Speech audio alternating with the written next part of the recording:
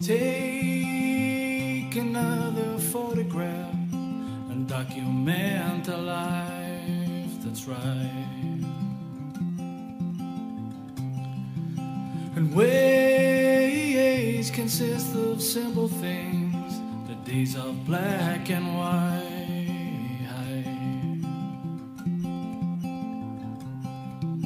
And faces from a humble past. Hey, how's everyone getting on? Oh man, welcome back to Talking Guff podcast with me, your host, Ruben Django Pouch. Something weird happened with the last episode, as you may or may not have noticed, in fact, and basically I made the podcast. I probably knew it was a bit hot, so I called it Censor My Mickey. And at one point I referred to a good friend of mine, and we won't mention his name because within hours of me putting up that podcast, my good friend, let's call him Mary McGowan, right? My good friend Mary McGowan, he got onto me and he said, "Here, chap, take my name out of that, will you?" And I was like, "Really?"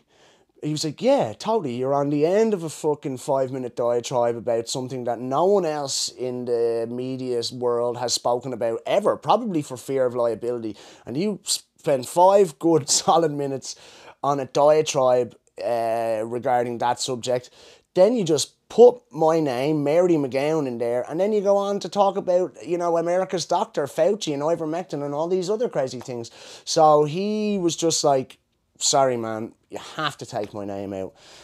Mary's a good friend of mine, so I didn't want to upset him. And so I did. I took, after maybe 48 hours, straight away I unlisted the episode, and then I did an edit job, and I did another couple of little edits for libelous issues, and put that new version of the podcast up. So anyone I know, definitely I got a message saying, "Here, what's the story? I couldn't find that podcast you were doing that I had half watched or whatever." So it's back up now, but so that was the reason that little hiccup happened. Another thing that my good friend Mary McGowan said to me was, "Look, man, I told you already, stop with the fucking rants and the diatribes." He says, "You're making yourself far too vulnerable for people to sort of have a go at you, you know?" And I understood that actually a little bit, but at the same time, I said it, and I don't really like self-censoring, and I did go back after the fact and not just take his name out of it, but I self-censored myself a little bit, or, I censored myself a little bit as well, which I'm not too keen on doing, but I've got a big, stupid mouth sometimes, and I don't think about what I'm saying, and I'm sometimes devoid of filters, and so, it is what it is. I'm hoping that it is what it is. Do us a favour, will you? In fact, would you put in the comment section below, am I going too far off on a rant? Because I tell you something, I find the podcast actually difficult these days. I miss having Len and Rob. I do, I really miss them, because it just made it a little bit less dangerous or something with someone there to sort of curtail my diatribes. And I suppose, like I addressed before, that potentially Rob and Len I potentially alienated Len and a little bit Rob through my heavy-handedness at times, through my hot-headedness at times. I was a bit dominating at times, and I discussed all this in the episode Fade to Black. Like I said, I potentially alienated the guys, and then the behaviour that was potentially alienating, I've sort of grabbed that with both hands and gone down that path. And have I gone down that path a little bit too much? Be totally brutally honest with me. Did you think the first episodes of me and Len were better or easier to watch? Do you find these episodes I'm doing now on my own a bit jarring? Look, I'm just trying to be brutally honest here, and I want you to be brutally honest with me. I have found like this podcast is a bit of I've had a hard time getting this podcast out, and I had a bit of a hard time with the last one, and even maybe potentially the one before that. And there's a lot of work in them, believe it or not. But another thing is that another reason why I've been finding it hard to get them out is I'm a bit depressed, actually. If I'm being entirely honest with you, I've been a bit under it for a while. A good month, easy, more, probably subconsciously more than a month. Sure, it's probably the catalyst for doing the podcast in the first place, is sort of foreboding sense of depression. But definitely in the last month or two, it's sort of really getting on top of me, if I'm being honest with you. And so I really have to push myself to put them out there, and I find myself only being interested in podcasting about probably negative subject matter and sort of heavy ideas and raw subject matter and stuff like that. So yeah, for anyone who feels like the timeline is not quite so consistent with the releasing of the podcast, that definitely has a factor in it. And then actually I had diarrhea a few days ago, so that held me up for a few days. I thought it was something I ate. Potentially I'm still with that idea, but I went to bed feeling a bit poorly, and I woke up and a little hand grenade had gone off my pants while I was in bed, and that was really distressing. And then so I had to get up and go down and paint the toilet and have a shower and all. So it's sort of like, you know, that bit in the American, what's it called? The Irishman. Hey, I hear you paint houses. Well, that night it was like, yo, I hear you paint toilets. So there you go. I'm fine now, by the way.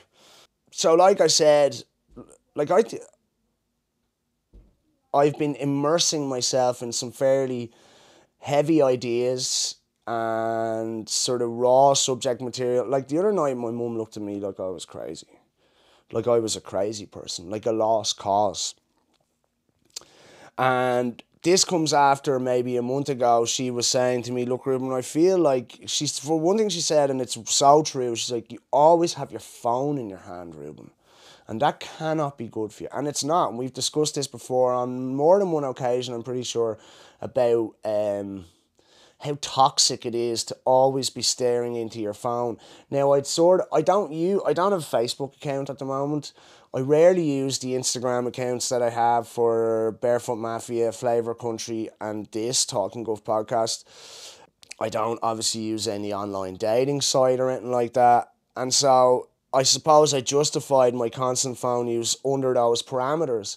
But the reality of it is that I've been devouring a lot of sort of heavy content, a lot of nearly paranoid, maybe. I don't know what the right word to say is, but definitely alternative news sources and some sort of wacky and loaded and potentially heavy news. You know, I've been devouring that stuff for a while. And like I said, last night, my mother, who I live with and I love dearly, and can be hard work at the same time, but she, honestly, man, she was just like, you're a fucking lost cause. You're a crazy person. And that shook me a little bit. And as much as I agree that she may have a point with the overexposure of sort of raw and scary ideas, like I do understand that if I immerse myself in negative content, that it's going to have a potentially negative effect on me. But the other thing is, when I look around the world and see what a crazy time we live in, that I almost feel like obliged or beholden to sort of look at that stuff, not to bury my head in the sand, not to shy away from the potentially upsetting things happening in the world, because that's not going to get us anywhere either. I don't feel it's going to get me anywhere. I don't think it's going to get like my son and all his mates anywhere. If we just are apathetic right now at this exact point, I think that could lead to really seriously dangerous things on a social level. And not that I can maybe do anything, but collectively, surely we could do something if we all got on the same page, if we all refused to bury our head in the sand, if we all had a look at what's happening around us and collectively mobilised and tried to do something about it. That would be important. And so it's a real double-edged sword, isn't it? Like, do you stay away from that stuff to mind your own mental health in the short term, because we're only here for a short term anyway, or do we totally go at it and totally try to draw attention to and highlight these issues in the hope that we potentially make a change for the collective mental health of all people on a long-term scale? So there is a double-edged sword there. having said that, having said the fact that I don't want to bury my head in the sand and it is a double-edged sword, I do want to try and make this podcast, the last really politicised episode that I make for a while. I'm going to really try. Now, it's try, but I will. I'll try and make it the last politicised one. I'll try and focus on and produce more positive content because I understand that we need that just as much. We need positive spaces. We need safe spaces for positive news and positive ideas because it's not all doom and gloom out there. There's beautiful people doing beautiful things out there in the world every day, even now and in the last year. So, having said that, we are going to have a look at a few issues that I've noticed locally and nationally. And, you know, please comment in the comment section below. Have I lost the run of myself? Have I gone too far down the path of sort of spouting diatribes? Am I like an Alex Jones character almost? A crazy David Eicher? I won't say what I was going to say there. But anyway, look. Comment in the comment section below. While you're at it, if you could subscribe to the channel, hit the notifications bell, like any of the videos that you like, and check out some of our clips that we're releasing intermittently at the moment. And again, if you are enjoying them, give them a thumbs up, buddy. I'd really appreciate it. Make my life a bit easier, yeah? And again, it would make me feel like I'm not just a total crazy lunatic sitting in a shed, you know, broadcasting unfiltered diatribes to the world. So let me know what you think of where it's going, and is there any changes you would like to see me make within the podcast for it to become a more enjoyable watch, listen, etc. First up then to talk about was I saw an article, and this one got me in the feels actually. The headline for the article was, in fact I'll just find the article so I'm not repeating myself. So it was an article in Dublin Live, and it read, "Sad day for Bray as local community club shuts its doors forever." Now obviously I'm from Bray. This sort of pricked my ears up. I wanted to check out what was going on, and it says the decision has been described as a genuine loss for the young people of Bray. Okay, I'll just give you a quick read. "A local community club in Bray is set to shut its doors forever in an extremely tough decision, as residents have been left stumped by the shock announcement. St. Teresa's Boxing Club will be closing permanently after being unable to secure a community or commercial premises. Founder Mark Buckley said it was with an extremely heavy heart and deep regret that he took the decision to close down the club. Speaking on a local Facebook page for Bray, Mark said, "It is with an extremely heavy heart and deep regret that we inform you that St. Teresa's Boxing Club have made the extremely tough decision to close the doors of our community club for good.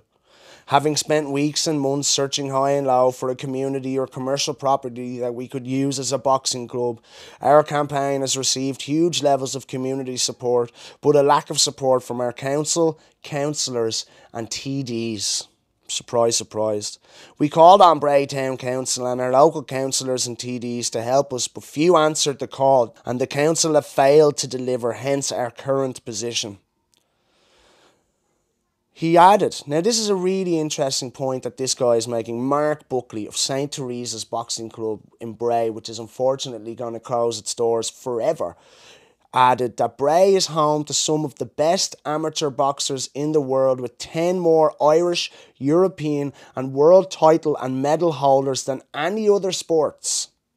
It is a genuine loss for the young people of Bray that the council refuses to recognise this achievement in its failure to support our boxing club and our ongoing campaign for a premises.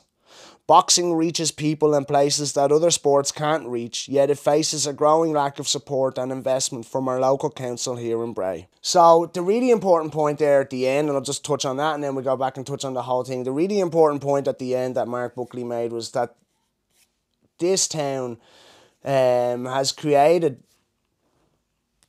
a slew of serious amateur boxers, that boxing is actually a really important sport for the young people of Bray, and I totally understand that. And like, let's not forget that we have, like, I don't really know what the title for Katie Taylor is, but surely like one of the all-time undisputed greats of female professional and amateur boxing is born and raised in Bray, and we'll touch on that in a little while as well.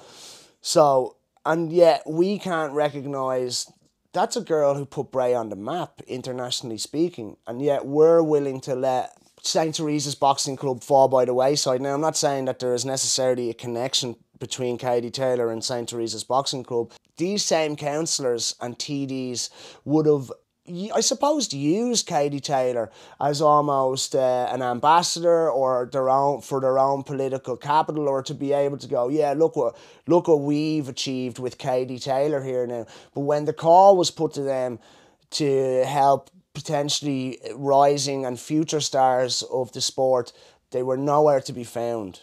What I find really annoying about this, like, it's enough that, you know, the kids of this town that I was born and raised as are sort of cast by the wayside or forgotten, like so many members of our society, by our councillors, TDs, government, etc. But right now, and this has been going on for about 6 months, they are spending God knows how much money to install a plaza down outside Sea Life and Butler and Barry, and and Finbies. That whole building is getting a plaza. Now, that has been a real logistical nightmare for the people of Bray and the commerce of Bray, because it has made the beach near impassable. You have to mount the curb, like, it's totally ridiculous. You have to mount the curb in many places just to get through. It's been going on for months and it looks terrible. Like, whatever about that just sort of shitty generic county council cobble lock that you see all over Wicklow, Dublin, wherever. Apart from just that, the roads have been left in shit. And I'm looking at it going, is that how they're going to leave it in a full-time way? So, not only does it look to be like a bit of a fucking logistical disaster, but it's costing God knows how much money. It's costing an absolute fortune, I would have to assume. And I suppose I asked the question to myself, and I asked this a few months ago. I think I mentioned it in the Paul Ring episodes. It's like, why couldn't the local authority identify potentially buildings that could be renovated and turned into social housing, like even the parochial hall and stuff in Bray? Why can't the county councils buy properties like that, identify and purchase properties like that, and turn them into social housing for poor people who really need homes? Why do we have to spend it all on this generic fucking disgusting, like, sort of vibeless, soulless cobble lock for outside, you know, pretty successful businesses? I don't understand that. Do you understand that? Does that seem all right to you? I think it's a bit of a shame or a disgrace or whatever. And then, so that was one thing, is why couldn't they identify property and blah, blah, blah. But then why can't they take that money and, you know, because obviously this guy, Mark Buckley's been on to the local county council and TDs for quite some time. How come they couldn't identify that money to purchase or help St. Teresa's, like to purchase a premise for, or to lease a premises for, or just to, in general, help St. Teresa's Boxing Club? You know, why didn't they take the money afforded to them and put it back into the community in a real quantifiable way? I think sad day for Bray is a total understatement. And if I were you, I would implore you to visit your local councillor, visit your local TD, and just explain to them that this is unacceptable. Before we get right into it, or before we keep going down the road, here's a little comic relief, and I just couldn't. So there's an article, and it says, Vogue Williams fucking holiday hell. Right? This is Vogue, and we all know who Vogue Williams is, right? Yeah. And this is her holiday hell. Wait till you hear this. Vogue Williams hit out at British Prime Minister Boris Johnson after she was forced to cancel her second holiday this month due to pandemic quarantine rules. The Dubliner is based in London with her Made in Chelsea star husband Spencer Matthews and their kids Gigi, what a fucking pair of spaz, and Theodore. Hitting out at the constantly changing rules for travel between foreign countries, she said, "We were meant to go to Greece. I'm very sad. I packed for the kids, which takes an hour and a half. It takes so long to pack for the kids. I had packed for us and the kids for Greece in July, which was a long process, and we were so excited. And then I had to cancel that, and we had to unpack. And then I spent another hour and a half because we were going to go to France today. I had to unpack again because we couldn't go. Because I hate Boris Johnson, she said. I'm so annoyed with him. You know, there's kids being blown to bits in Syria and Libya. You fucking dopey bitch. You fucking idiot. Do you think anyone gives a fuck that you had to cancel your holiday? That you had to go through the displeasure of unpacking the children's clothes that spent an hour and a half packing just previously? Like, talk about first world problems, you stupid, entitled little gick bag. But at the same time, so actually, just even there, I got a bit heated about that, didn't I? Like, honestly, because it is really fucking annoying. It's like, where are your fucking priorities? But at the same time, you sort of have to laugh and go, well, at least I'm not her. At least I'm not such a selfish, arrogant, self-absorbed gick bag. And, you know, yeah. But, I mean, it speaks for itself, doesn't it? What do you think of that article? I hate Boris Johnson. I hate him, I hate him, I hate him. No one gives a fuck, you dope. So, as it turns out, I'm actually going to have a second crack at the second part of this podcast and maybe intersplice both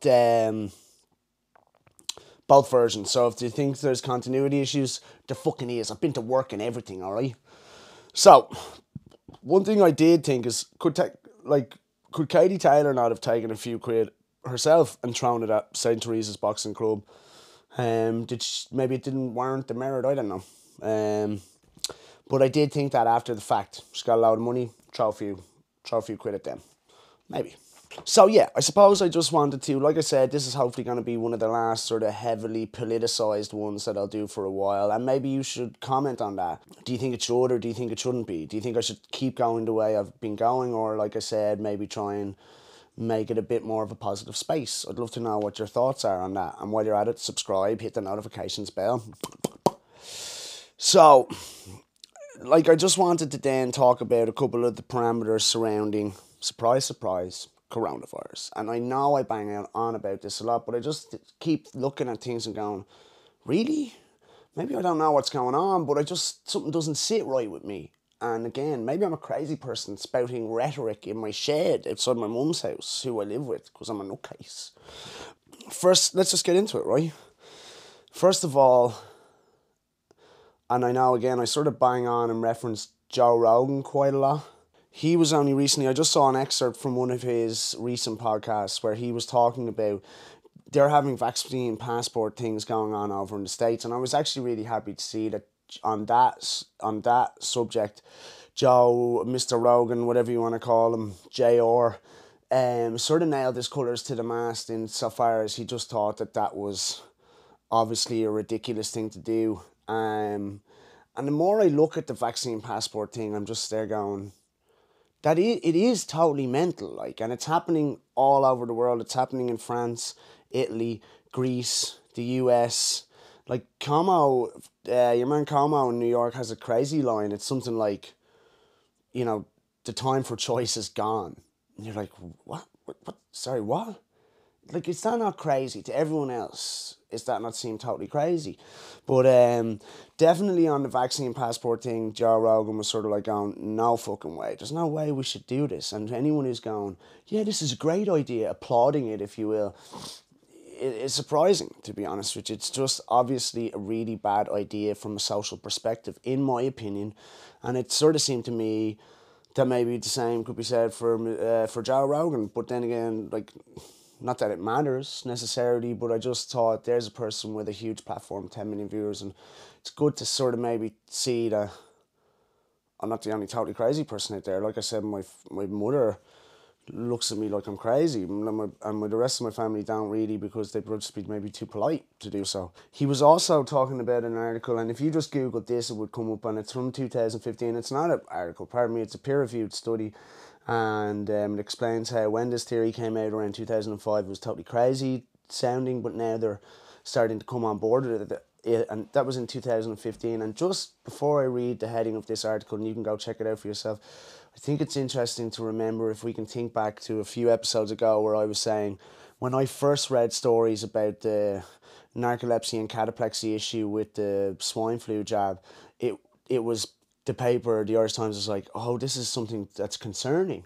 And then on the flip side of that, when in 2020, they played it down a lot more, I found, or definitely the undertone or the moral of the story, if you will, was changed. And I thought that was strange, considering the climate we were in, and so then this article, or this peer-reviewed study, is titled "Imperfect Vaccination Can Enhance the Transmission of Virulent Pathogens." And I read, there's some interesting parts in it, alright, and I read it, and it's sort of saying, and I touched on something sort of like this before, your man, I'm not even going to quote him, because then as I said before, you go, he's crazy, therefore you're crazy, and everything you say is moot, Ruben. So there are people who say that, yeah, leaky vaccines, because they don't stop the transmission, can actually, they don't sterilise the virus. Do you understand what I'm saying? And those leaky vaccines can lead to the virus becoming much more virulent, you know what I mean? And so, like, I mean, that's the thing from 2015, and it's just like, and it's like, you can't find that, those stories aren't allowed. And Joe Rogan even said that a physician, a doctor or whatever, had sent him this article, and maybe he said, the person didn't want to make it public themselves because they were worried about X, Y, and Z. That's a crazy situation to be in for humankind, like, and again, I don't know. I'm not a medical expert. And I suppose Joe Rogan's not a medical expert either. Bill Gates definitely isn't a medical expert. And so I think it's important to have these conversations, or, like, to go, what was that? Should we be careful of that? No, we're making billions here. We're not being careful of anything. And that's sort of what I would be worried about. And I might be crazy.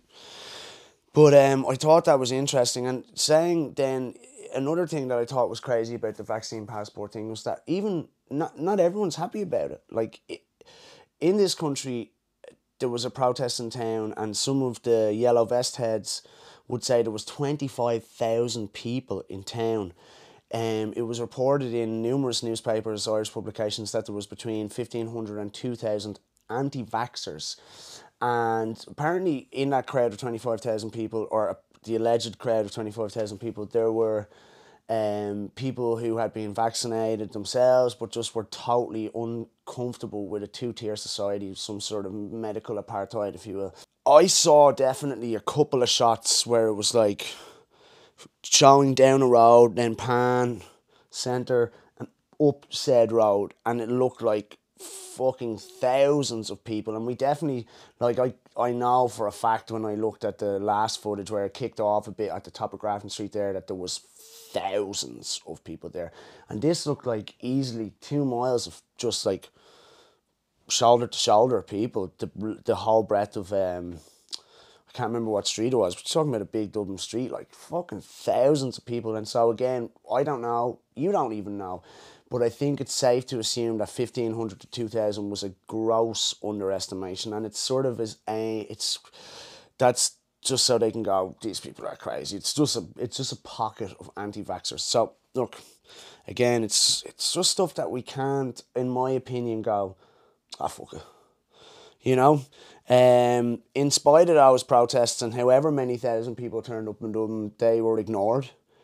It was made into a law, an emergency legislation. But then I don't know, does that have a time frame on it? And if anyone knows that, I'd love to know. Does the emergency legislation have an end game, like a buck stop time?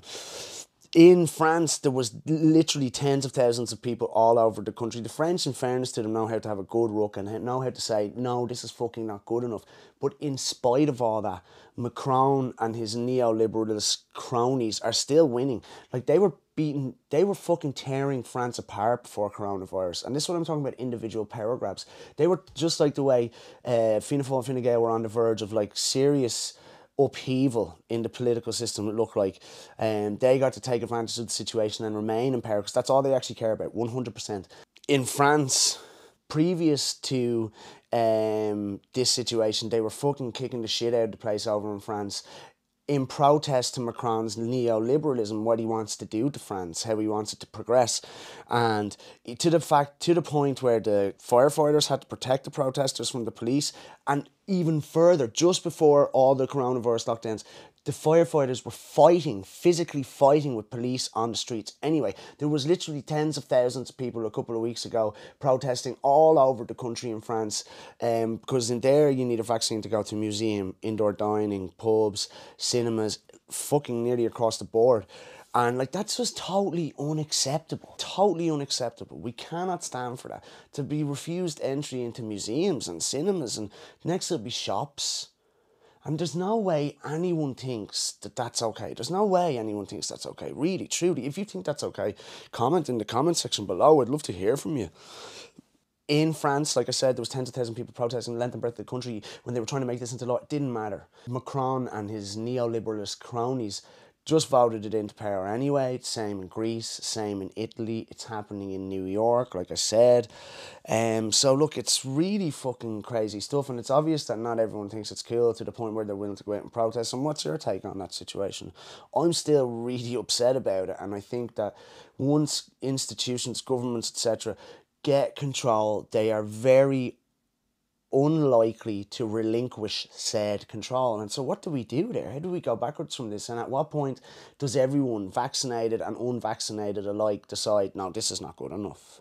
So another really annoying thing that came up recently, and again, it's just more evidence to the fact that we're not all in this together. We're not all holding firm. And people, like politicians, and like the likes of Micheál Martin and the likes of Micheál Martin and Leo Varadkar, they are passive aggressively demonising unvaccinated people in our media, and I've seen it. And all the while, that fucking piece of shit went to that Catherine Sapone party, and so it's advertised. The guidelines are set out on the Fáilte Ireland website as XYZ, but in law they're actually ABC. But we're none the wiser to that, because that's not our fucking job.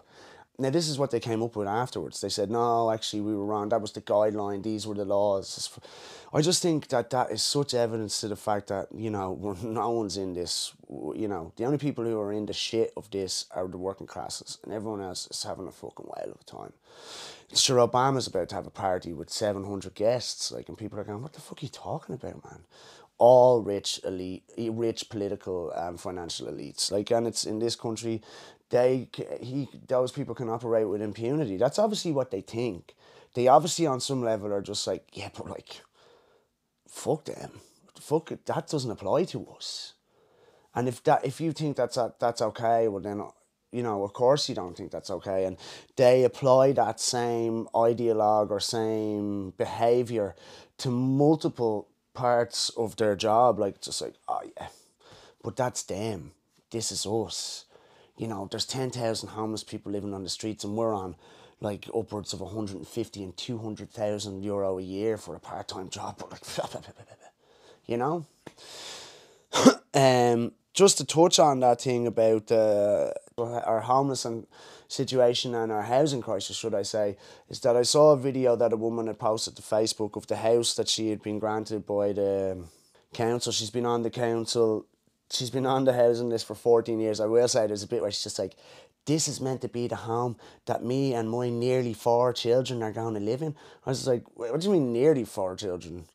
You either have 4 children or you don't, bitch. What, are you pregnant? What's going nearly 4 children? So I thought that bit was funny, but it's not a funny situation. So sorry, I was just trying to inject a bit of comic relief, because actually it's not funny. If you see where these motherfuckers tried to put this woman and her 4 kids, it's fucking... And I know there's people out there going, yeah, fucking good enough for her. She's only leeching off society with her 4 kids. Where's the dads to pay for X, Y, and Z? It doesn't matter, man. It's a human being. It's a member of our society, like it or not. Any failing you see in that person is a failing of our society, and therefore a failing of yours.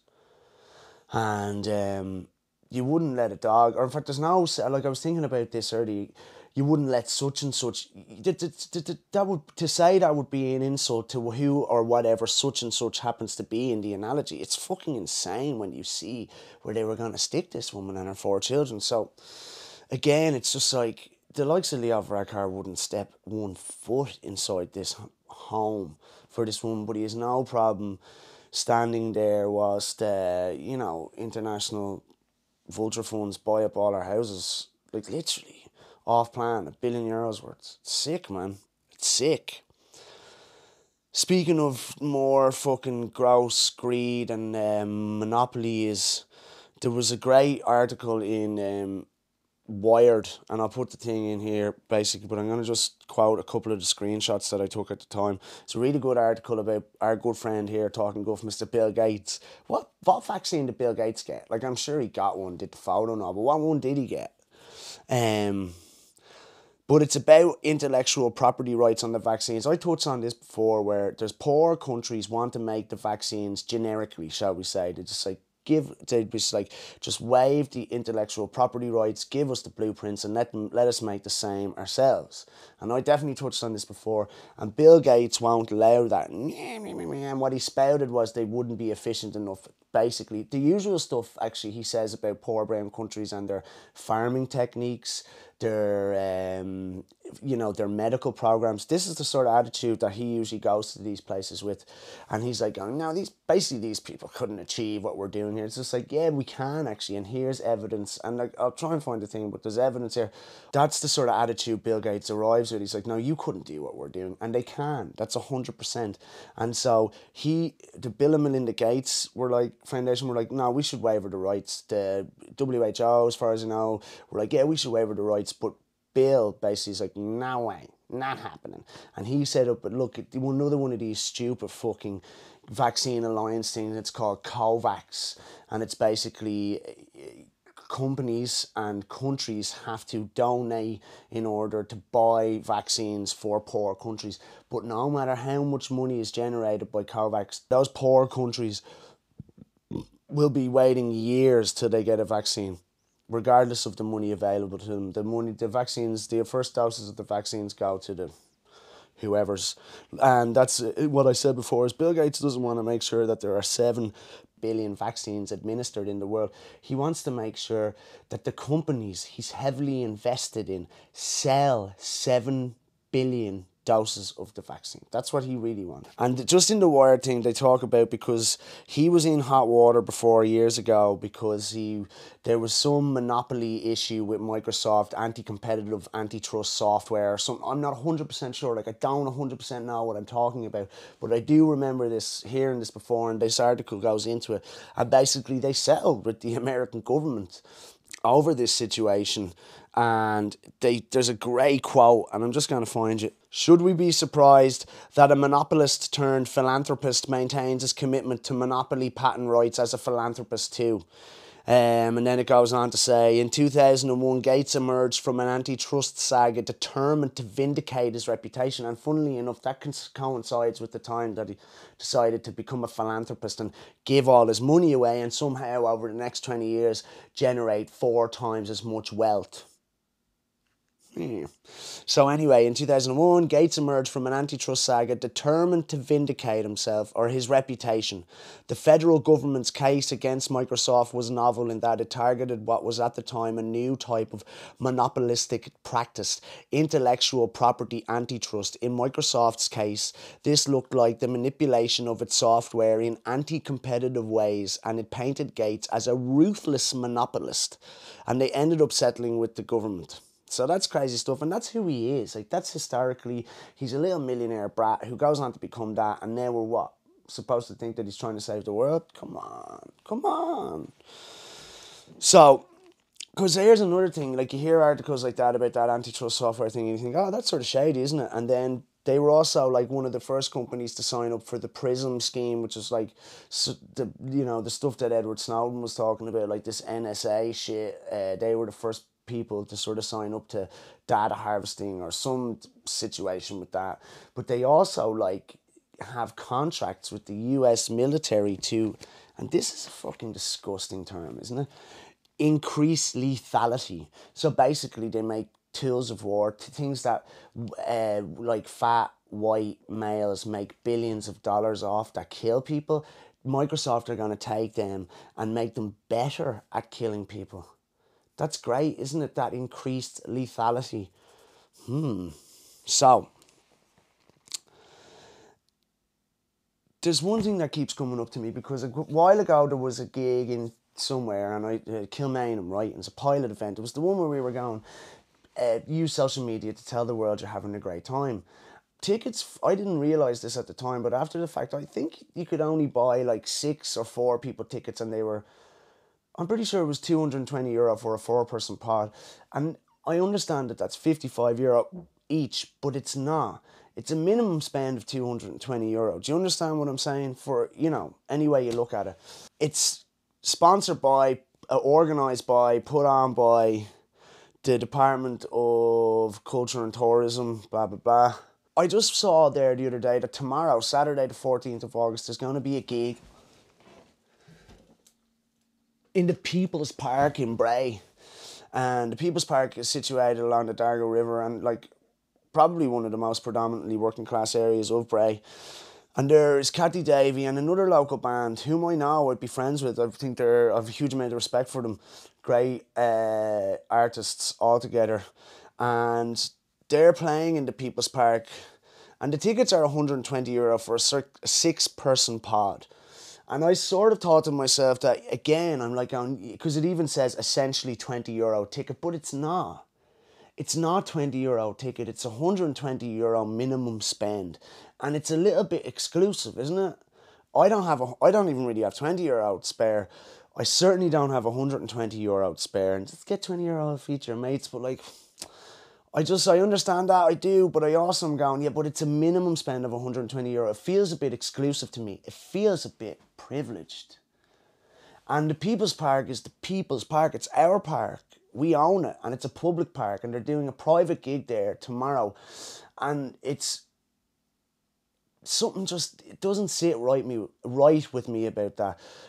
Number one, our normal, because I played in a band for a good 8, 9, maybe 10 years, the length and breadth of the country hundreds of times, had a great time, but also most of the gigs we played for were small, independent promoters and bookers, either, putting on their own gigs.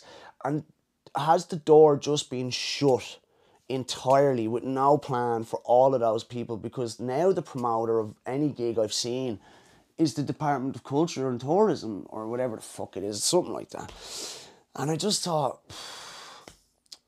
that's a bit shit, isn't it? Is that what gigs are going to become? Because funnily enough, as a sort of side part, or whatever you want to call it, it's now technically illegal to have live music in a bar in Ireland, and it's technically illegal to dance to live music at a wedding. And I'm just going, but we're Irish. Surely this is an intrinsic, seriously important part of our culture. It's such a huge part of our whole history. And we're just going to what? And so, like I said, I have a problem with the fact that these gigs are being put on, sponsored by and promoted by the government. What? Like I said, the little man can't put on his own gig. Therefore, the great thing about those little man gigs was that everyone played at them. All the bands got to play. We all got to go and play gigs, no matter who you were, really. You just had to be of a certain, a certain level. And it was like, come on, lads, in you get. Is all of that gone then? Is it only the pre-approved stable bands of the Department of Tourism and Culture that will do gigs? Almost is that not totally a dystopic fucking mad future that we don't really want any part of? Well, maybe I'm wrong. What do you think about that? I'd like for you to comment in the comment section. Did you go to any of these pilot gigs? And did you tell the world via social media that you were having a great time? So, I touched there, just said that seemed a bit exclusive to me, a bit privileged to me. And I suppose, to be honest with you, coronavirus, or the trappings of coronavirus, I suppose, are a bit exclusive, a bit privileged. Do you think they have the luxury of work stoppage days in India, Pakistan, Afghanistan, Gaza, Central and South America? Let's get with the program here. We've already discussed that they're not going to get, and look, I'm not, my take on vaccines, but if you're listening to all of the world leaders and technocrats and all of this stuff, if you're listening to all of these people, they're telling you that the vaccine's the only way out of this situation, and then it's just like, but what about these cunts can't get it for 3 years or so? Meh. So there's that sort of Western privilege playing out in real time there. Like there's no, you know, they don't get to fucking just drive down to Newcastle and get their PCR tests or just do a drop-in vaccine centre. Don't get to sit at home on their PUP payments for 18 months. You know, the whole thing smacks a bit, doesn't it? Like, and maybe it has to be like that. Maybe it has to be like that for us to swallow it. You know, but it sort of makes me go, yeah, like, you know, it just, you know, do you understand what I'm saying? The juxtaposition of that situation where it's just like, what we consider to be holding firm and in the name of like total public health and something we really need to do are actually sort of privileged luxuries. It's a bit gross, isn't it? It's a bit of a microcosm for our, you know, the fallacy of the Western world, I suppose. I feel like there was something else I wanted to just stick in there, but I can't think of it. So I'm going to sort of try and wrap it up a bit here. Like I said, like what have we touched on there today? We've touched on Sad Day for Bray. Obviously there was the sort of intro where people think I'm crazy, etc. Sad Day for Bray. Vogue Williams, what a twat. But like we touched on the, you know, the trappings of coronavirus restrictions, etc., juxtapositions, the catching the pony thing, Obama's party, the protests. Here's another thing we didn't talk about, right? I've been asking for a while now whether this policing bill you hear so much about, or potentially don't hear so much about, in the UK has become law yet. And there is a fucking great little opinion piece in The Guardian, actually, which isn't always... whatever, shush. In The Guardian, and I'll just try and find it, because it is pretty good, actually. And so, as I've said before, there's the Priti Patel's policing bill, which would make it illegal, essentially, to protest. And if you cause severe annoyance through protest, you could end up in jail for a good 10 years or something ridiculous like this. Where the fuck is it now? I'm going to take a minute and just read all of this. It's the police bill is not about law and order. It is about state control by Joshua Clements. And it's just an opinion piece, but I thought it was really well written, actually.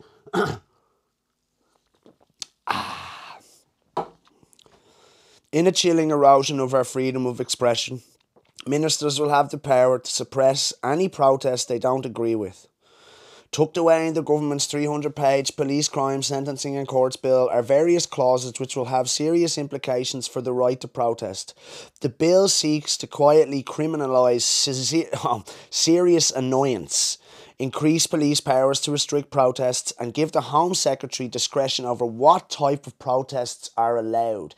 Even that in itself is an oxymoron. The Home Secretary will have the discretion over what type of protests are allowed. Now, that's the whole point, Madam Home Secretary, is that you're the fucking idiot, and when you act like an idiot, people protest, so you don't really get to decide. That's their way of communicating with you that you're making a fucking bollocks of it.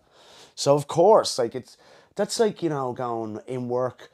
I just want to make it a rule in work that whenever I fuck something up, you get fired. You know, what are you talking about? So, I just thought there's loads in it, and you should read it yourself. I'm going to pop it up, but read this bit. It's like, this bill would make it a crime to cause serious annoyance with a maximum penalty of 10 years in prison. However, one of the most worrying powers created by the bill gives the Home Secretary control over the definition of serious disruption to the life of the community and serious disruption to the activities of an organisation. So if you create if you're protesting a fucking malevolent international corporation and it's considered by Priti Patel to be a serious disruption to the activities of that organisation, she'll just send a load of paddy wagons down to you to club your fucking head in, and that's that. You go to jail for 10 years. What the fuck? What the fuck? It looks like a mental movie. The world looks like a mental movie. So, even ex-Home Secretary, even Conservative Prime Minister, herself an ex-Home Secretary, Theresa May, who's a total cunt, even she pointedly commented, "It is tempting when Home Secretary to think that giving powers to the Home Secretary is very reasonable, because we all think we're reasonable, but actually future Home Secretaries may not be so reasonable." Now, that's a very valid point in of itself, but she gives another little bit of herself away there, because we all think we're reasonable. And, you know, we all have our own perspective, our own truth, but that doesn't make you a not crazy person. And you don't get to just write it into law that you're sort of omnipotent, you know? So, it just seems totally insane to me. And so, like, when we're looking around the world and we're looking at vaccine passports, we're looking at the suppression of protests, the suppression of conversation and censorship, and I think, did I read this thing actually to you really quickly? My friend Gavin McCabe, and I can say that unlike Mary McGowan, but my friend Gavin McCabe did say to me, look, the only reason I'm saying his name is because he did comment himself on the art. Like, this is just a comment that he put in a public domain with his own name right there. So my friend Gavin McCabe wrote, "I've got a box of ivermectin over here." He doesn't live in this country, he lives in the UK. "My current partner, who's from Uganda, got her mother to send it over to us. It's freely sold over there in regular pharmacies. Ivermectin has been used to treat parasitical infections for over 40 years. It's not unsafe. I just have it as a precautionary measure, as I don't want to have to isolate and have no treatment options. We're being told to just go home if we show symptoms and basically suffer alone without any treatment. You may or may not end up in hospital. You may or may not end up hospitalised. Where's the compassion?" Sorry, that's a question mark. Where's the compassion? "I've got my first vaccination and felt like absolute shit for a couple of weeks. I'm not anti-vax, but I find it extremely suspect that a medicine that has proven to have very positive results in COVID treatment is being suppressed. As you say, it is being censored. No doubt about it." And that's from my friend Gav. So look, we talked about vaccine passports and the sort of medical apartheid, two-tier society they could potentially create. Suppression of conversation, suppression of protests, censorship. And I think we can all agree that those things are happening, right? Hardcore centralized power / control and or wealth is being like amassed or accumulated by various people in our world, my world and your world, and wherever you are. It's happening in individual pockets, and it's, you know, financial and political elites with the odd little straggler who got in at just right the right time with something, you know. The degradation of the working classes, institutional apathy, and mandated medicines. Like, when I look at all that stuff, and like, please be real with yourself, be real with me, and tell me if you think I'm a crazy person. Tell me I'm a crazy person. But when I look at all of that I've just said, I don't think that looks like democracy. I just don't. I don't think when I look at all that stuff that it looks very democratic. It's sort of like totalitarian, or, you know, precursor to totalitarian, authoritarian rule, whatever. It just looks a bit, what? And democracy is surely the bright shining star of the Western world. And it was galvanized, you know, it's just, and because funnily enough, the lessons we learned in the aftermath of the Second World War, you know, and what we then turned into international law, they're sort of being forgotten. I'm not relating that necessarily to coronavirus. That's just something that I reckon's happened in the last 10 years anyway, like proportional, like, do you remember when like Trump, and I'm not necessarily, or whatever, just do you remember when Trump got the Iranian dude killed, and it was just like, yeah, we fucking killed that motherfucker. And you're just like, what? Like, yeah, I understand you killed him, but don't just say it. Like, surely you've broken international law there. Like, you know, recourse. It was just like, yeah, we're going, boom, gone. We fucking killed that motherfucker.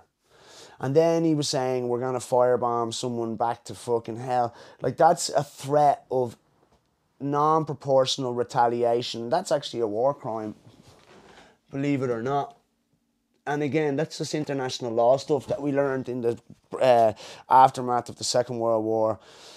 And that is that and more things like that, and especially when you look at Israel and stuff like that, and and even the coercion of mandated medicines and all that stuff is not cool. We know that you can't coerce people to take medicine. It's in the Nuremberg Code, and like I said, a lot of that international law stuff gets forgotten. But democracy should be the bright shining star of the Western world, and I feel like that the Western world, and especially the sort of neo-imperialist factions like the UK, America, to a lesser extent France, Germany, Italy, etc., coalition, if you will, when the invasion of Iraq and the murder of Saddam Hussein happened, they have sort of been selling this sort of pseudo democracy in those countries, Iraq, Afghanistan, trying to in Iran, trying to in Syria, trying to in Libya, and it's always this liberation thing. A lot of all over the Middle East, basically Central and South America, parts of Africa and stuff like that. They sort of sell it as liberation, and it's neo-imperialism because it's like, you are savages. You don't, and that's what Gates does as well on a technocratic level. He's like, "These are savages. Your means of production are archaic. I'm going to take over, show you how to do it." And he ends up fucking everything, And the same for these, what we've done in the Middle East, Central and South America, and Africa, and we go in and we sell them this or we're actually, because we're not selling it to them, we're selling it to ourselves. Because we're going, yeah, we're going to go in there and bash the shit out of these cunts, and we're going to do it under the banner of liberation, democracy. Democracy. This is what a fucking democracy looks like. You tell the people of the Middle East, that were bombed out of their homes from 2000 and whatever, since 9/11 onwards, that's democracy. You tell them that the creation of ISIS, essentially, because the power vacuum's left in the Middle East from killing the devil, and that's what happened there. It's mental. It's happened in Libya. It happened in Iraq. Afghanistan, the Taliban are taking back over 100%. The UN are all getting pulled out of there, and they're trying to get it to happen in Syria. But anyway, that's this sort of pseudo democracy that I'm talking about, and it's sold in a brutal fashion, and people die in those countries we've talking about, like, horrifically, on a day-to-day level. It's happening right now. Little kids and all getting blown up for money as well. It's all for money. If people can do that for money over there, what do you think they do for money at home? They just dress it up differently, and that's sort of what I feel is being happening. And I don't mean to belittle the sort of Western foreign policy has done to the Middle East, the countless lives it has destroyed and exploded. It's disgusting. And I'm not trying to belittle that and I'm not even trying to compare our situation, but I'm just saying that there's this now Western branded pseudo democracy that's being sold to us, and it's not brutal. It's sort of really apathetic and drip fed through technology, I suppose, and our own fear, because that's what's really driving this massive transfer of power and wealth that has come along with the coronavirus. It's our fear. It's our fear of death. It's the only inevitability of this life. And I mean, do you really want to live? Do you think it's a real life if you have to be regulated the whole time, if you have to live under such stringent and centralised control and power? Doesn't seem it to me. And I think we could regret it. I also think that the only way out of this is if that we, the people, make it stop. And that's going to take civil disobedience, I suppose. And in a way, I'm calling for that. I mean, I don't know if I'm fully ready to go in and fucking go full revolutionary status on it, but I'm getting there. And I know other lads that are getting there. But I definitely think it is within all our best interests. I've said before that black, white, gay, straight, all of that shit doesn't really matter. I mean, I know it matters. I know it matters to you, and I'm obviously a privileged white European male heterosexual, and so if I was in one of the minorities, it's gonna matter to me more. I totally understand that, and so I don't mean to offend anyone, but I'm just trying to say that at the end of the day, I feel the most dangerous divide, and the one we need to be sure to fight collectively against, is the divide between have and have not.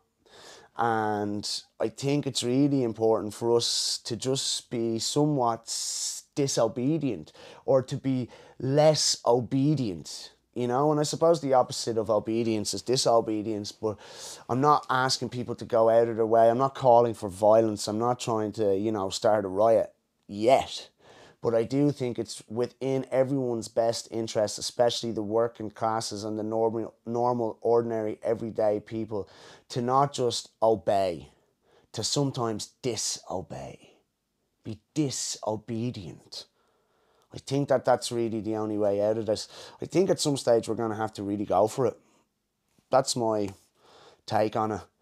I think we're really going to have to fucking go for it someday. And when it's obvious and apparent that that's the situation, when it's being pushed too far, I'm going to go for it. I'm going to fucking go for it. I'm going to go out swinging, yo. All right? But listen, that might even be in itself a bit too negative. But like I said, this is hopefully going to be the last sort of heavily politicised one, and we're going to try and make it, a more positive space for me and for you people. Please, just fucking throw the comments at me, would you? I'd just love it. Even if you were just like, oh, that was bang on, that was full of shit, you're a fucking wanker, you're fucking alright. I just would love it. And while you're at it, like it, or even unlike it, I don't give a fuck. Just interact with it. Hit the notifications bell, subscribe. Alright? Peace, love, unity, mon homies. That didn't really make sense, but mwah. Take another photograph and document a life that's right.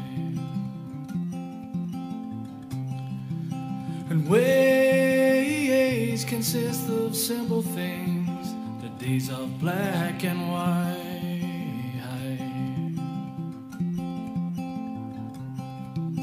And faces from a humble past at one. Yo, okay, I'm just jumping back in here quickly, and I'm holding this like a microphone because this is actually funny. The Bray Arts in the Park, it's not funny in fact, but it's interesting because we were touching on the private gig in the People's Park in Bray. So there was also a Bray Arts in the Park event. Oh my God. The Bray Arts in the Park event was scheduled to be in the People's Park Bray Sunday the 22nd of August at 3 p.m. It's a free event with moving skirts dancers, Carmen Cullen, Elizabeth Petcu, Julie Rose McCormick, Derval Connolly or something, Dan McDonald, there's Ariana dancers, Enns Kelly, musician, maybe it's Enda Kelly, Kenny, musician, Enns Kelly. And I just thought, oh, it's Enda Kelly. That's mad. That was a free gig that was going to be, and funny because we were saying that, but the Bray Arts, it's been cancelled. There's some insurance issue. What a fucking joke. See you later.